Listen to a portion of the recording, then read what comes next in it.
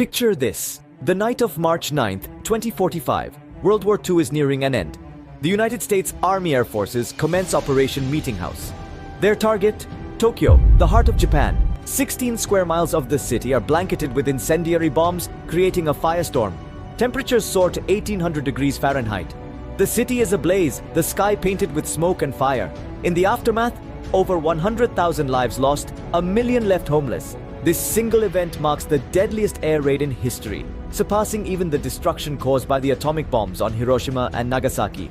Remember, history is not just about victories and losses. It's about understanding the human cost of war. Learn so we may never repeat such horrors. This was Operation Meetinghouse, the worst air raid in history.